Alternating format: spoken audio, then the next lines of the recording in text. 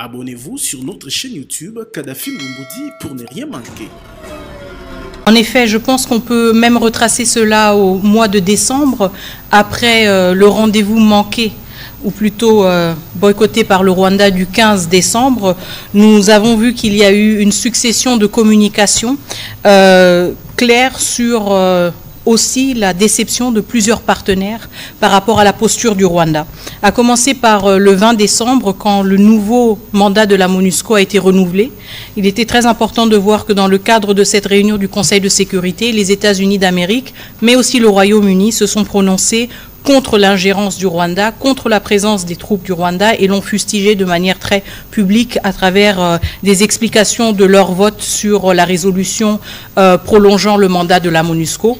Il est important de noter aussi que depuis 3 ans de guerre, c'est la première fois que le Royaume-Uni a explicitement nommé le Rwanda dans le cadre du conflit qui sévit à l'est de la République démocratique du Congo. Je ne pense pas qu'il faut sous-estimer ou diminuer l'importance de ce signal fort politique et diplomatique à l'encontre d'un ancien ou d'un allié ou partenaire privilégié du Royaume-Uni, le Rwanda.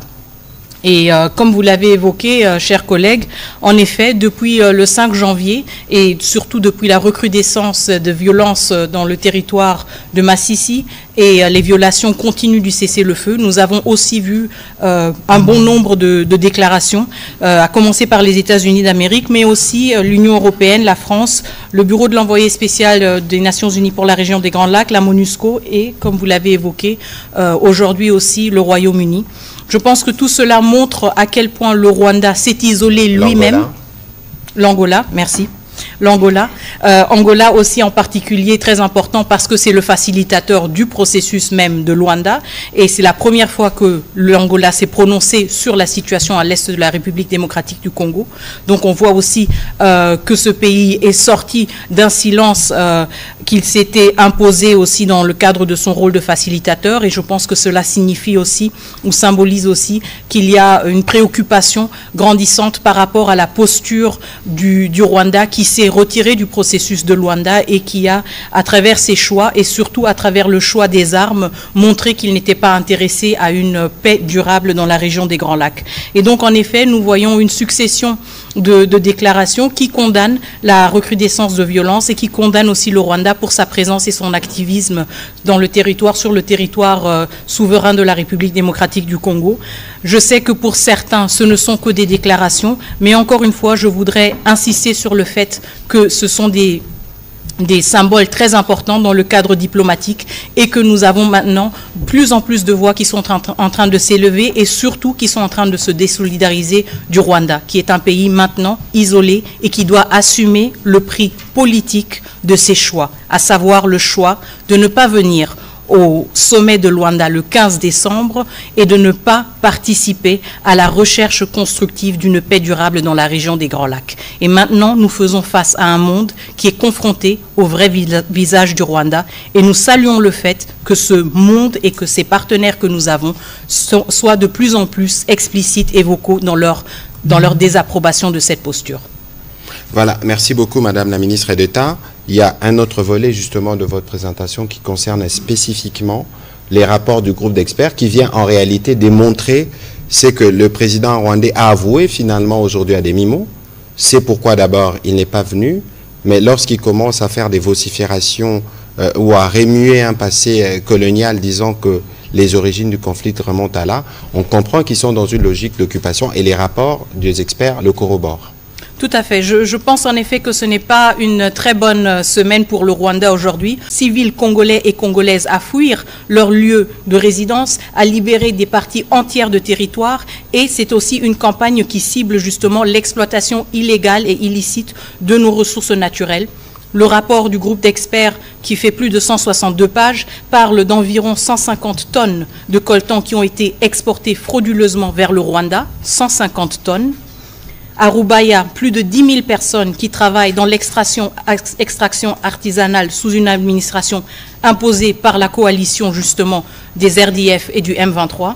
Et cette coalition qui prélève des taxes allant jusqu'à 7 $ par kilogramme de coltan ou 4 $ par kilogramme sur l'étain, générant au moins 800 000 $ par mois.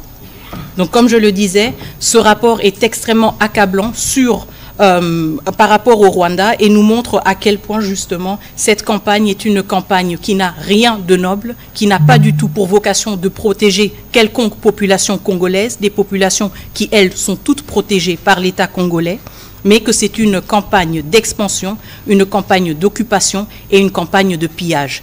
Et les premières retombées et les premières victimes sont nos civils congolais et congolaises. Voilà, une forme donc de colonisation au temps moderne. Il rencontrera la détermination des Congolais bien en face. Vous avez vu que chaque fois, même dans les territoires sous occupation, comment les compatriotes montrent leur attitude de refus par rapport à cette tentative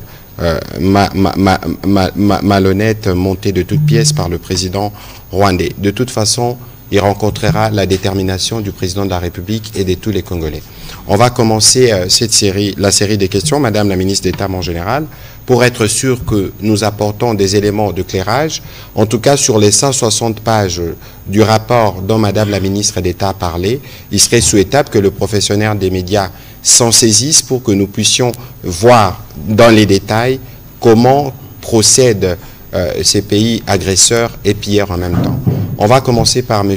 Eric Izami, puis ce sera Jacques Moulouba. Merci, Excellence, de la parole. Je crois que humblement, je peux user de la réciprocité au nom de mes collègues journalistes pour parler de vœux que vous aviez formulés chacun tout à l'heure.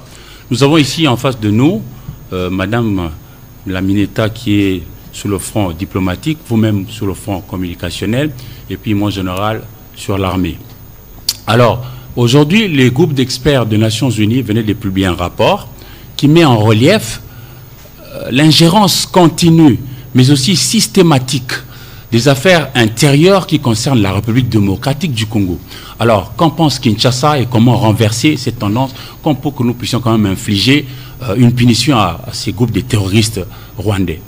Alors, je suis heureux de vous entendre évoquer la panoplie des pays qui ont élevé leur voix, notamment aujourd'hui la Grande-Bretagne, pour condamner ce qui est fait chez nous par le terroriste rwandais. Mais pourquoi est-ce que les sanctions n'arrivent-elles pas pour finalement mettre à genoux ces sanguinaires, ces terroristes qui tuent, qui pillent, qui violent impunément? Et puis, je comprends, là je parle en tant que Congolais, non pas pour parler du journaliste que je suis ou que je voudrais être. Monsieur le ministre de la Communication et Médias, Patrick Muyaya Katembwe, finalement, il nous faut nous tous nous lancer ou nous mettre à l'eau pour batailler dur et défendre notre patrie, la mère patrie qui est aujourd'hui attaquée. S'il vous faut vous adresser aux Congolaises et Congolais qui nous suivent, comment est-ce que nous devrions nous comporter, notamment pour la communication? Parce que je me souviens de la phrase de Colette Brackman, qui est une Belge. Elle dit, je cite, « Le Congo n'a d'amis que le Congo lui-même ». Voilà. Merci pour vos questions. On va commencer par la ministre d'État et puis je pourrai réagir juste après. Merci beaucoup pour la question. En effet, pourquoi est-ce qu'il n'y a pas de sanctions? Nous nous posons cette question et nous n'allons pas arrêter de poser cette question. Je veux contextualiser les choses. Encore une fois, il s'agit dans le cadre diplomatique de relations entre États. Ces relations entre États, elles sont régies par le droit international. Nous avons tous adhéré à une série de conventions. Nous sommes tous États membres des Nations Unies. Et donc, notre plaidoyer et notre travail que nous menons et que nous allons toujours continuer à mener, c'est de montrer à quel point il y a une divergence entre le comportement du Rwanda et ses engagements internationaux. Encore une fois, en tant qu'État membre des Nations Unies, le Rwanda n'a pas le droit de violer notre intégrité territoriale. En tant qu'État membre des Nations Unies, en tant que signataire des conventions de Genève, il n'a pas le droit de bombarder des écoles, des camps de déplacés. Et nous n'allons pas arrêter de le rappeler. Mais le droit aussi doit être imposé et observé par les pays partenaires. C'est pour cela que nous menons un plaidoyer d'arrache-pied envers tous les partenaires et en particulier les membres permanents et non permanents du Conseil de sécurité pour montrer justement les violations du Rwanda par rapport à ce droit international. Et la deuxième question en fait qui se pose, c'est pourquoi est-ce que les autres pays membres des Nations Unies n'agissent pas? Ce qui est important, c'est que nous prenons tous ces pays-là pour témoins et nous n'allons pas arrêter de leur rappeler aussi qu'eux sont en train de manquer à leurs obligations devant le droit international. C'est le plaidoyer que nous menons, ce sont les démarches que nous menons. Spécifiquement pour la question du rapport du groupe d'experts, nous allons aussi adresser des recommandations spécifiques au comité de sanctions des Nations Unies. Pourquoi? Parce qu'il s'agit de sanctions individuelles. Nous allons dresser une liste d'individus qui, selon nous, doivent être sanctionnés, et le régime des sanctions des Nations Unies le permet.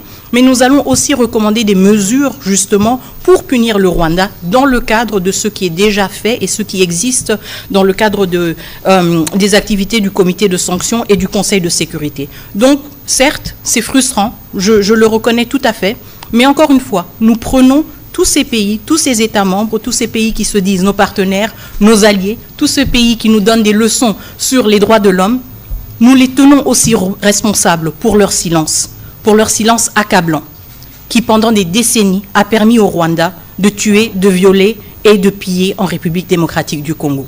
Et l'histoire ne sera pas généreuse par rapport à leur silence. Et ils devront assumer cette responsabilité. Nous assumons la nôtre en parlant et en usant de tous les moyens possibles. La diplomatie, elle parle, elle négocie, elle raisonne. L'armée a aussi ses moyens. Et il y a une pluralité de démarches qui sont fournies au niveau de notre gouvernement pour assurer justement que nos intérêts vitaux sont protégés et sont maintenus. Merci, Madame la ministre d'État, pour la clarté justement de vos propos, de ce que nous faisons sur le front diplomatique. Parce que pour cette guerre qui est dirigée par le président de la République lui-même, nous avons différents fronts. Le front diplomatique qui utilise les moyens de la diplomatie, le front militaire, le front médiatique, le front judiciaire qui n'est pas de moindre, parce que vous avez vu que déjà, la Mineta vous parlait tout à l'heure de 150 tonnes de coltan, mais Apple, grâce à l'action judiciaire que nous avons engagée, a renoncé à s'approvisionner dans la région. Ce qui est déjà un pas significatif. Ce n'est pas suffisant parce que reconnaître qu'on s'approvisionnait dans la région signifie donc de ne plus dire qu'on ne s'approvisionnerait plus dans la région, c'est reconnaître implicitement qu'on les faisait. On les faisait auprès de qui? Et pour ça, nous allons obtenir des clarifications. Il y aura le procès d'Arusha qui va arriver bientôt, mais pour ce qui concerne spécifiquement le front médiatique dont on parle, il faut savoir que, je rappelle encore ce que nous disons souvent, la guerre ici, c'est une guerre qui est faite à chaque Congolais, où qu'il se trouve sur les territoires nationaux. Parce qu'elle dure depuis 30 ans. Le président Tshisekedi a hérité de cette guerre. Et avec le président Tshisekedi, nous avons maintenant l'avantage d'avoir une stratégie claire que nous vous détaillons tous les jours pour que cette fois-ci, ça se termine une fois pour toutes, pour éviter des recyclages. Mais c'est en cela que Madame la ministre d'État et tous les négociateurs congolais sont fermes sur la question de la négociation avec les M23 parce qu'il est hors des questions que nous puissions ouvrir une quelconque forme de brèche pour recycler les problèmes de brassage et mixage finalement. C'est ce qui nous a permis de garder pour toujours, jusqu'à présent en tout cas, de traîtres au sein de notre armée. Et si on parle de mort, des peines de mort, c'est justement pour réprimer des comportements comme ceux-là. Mais alors, vous les professionnels des médias, alors ce matin nous disions, avant d'être journaliste, vous êtes des compatriotes. Vous ne pouvez pas imaginer le coût quotidien de cette guerre. Vous ne pouvez pas imaginer ce que nous dépensons dans cette guerre pouvait générer comme profit, y compris d'ailleurs pour certaines entreprises pour lesquelles vous pourrez faire de la publicité. Et donc, l'interpellation qui est faite, c'est de vous dire que le premier défenseur de la République démocratique du Congo, c'est 100 millions de Congolais partout où nous nous trouvons. Donc, ne considérez pas que les mégas que vous avez dans vos téléphones, c'est des mégas qui doivent servir que pour vous-même. C'est des mégas qui peuvent servir pour votre pays en relayant, par exemple, ce que nous disons. Et en vous méfiant, justement, de ce qui est dilué sur les réseaux sociaux, parce que c'est là que se trouve le poison rwandais.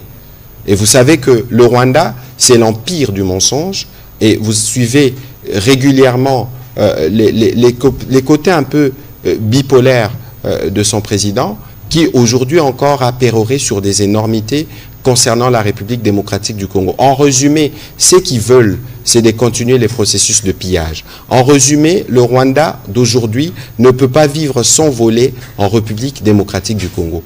Et aucun Congolais, où qu'il se trouve, ne peut accepter cela. Vous savez, les jeunes de Goma, les jeunes de la partie est du pays qui sont nés en 94, sont nés dans la guerre, ça fait 30 ans. Pour ces jeunes-là, il y a un besoin qui pensent aussi autrement. Pour ces jeunes-là, ils ont besoin que leurs enfants croissent dans un pays pacifié. Et c'est pourquoi le président de la République se bat. Et c'est pourquoi nous, on va être plus tranchants. On ne va plus laisser une quelconque forme de manipulation, une quelconque forme d'intrusion rwandaise dans notre opinion et dans notre environnement, quel que soit le canal, média ou pas, parce qu'il est temps pour nous de nous assurer que nous continuons chacun en ce qui le concerne en train de faire notre part pour mettre fin à cette guerre d'agression et nous y arriverons. Abonnez-vous sur notre chaîne YouTube Kadhafi Moumoudi pour ne rien manquer.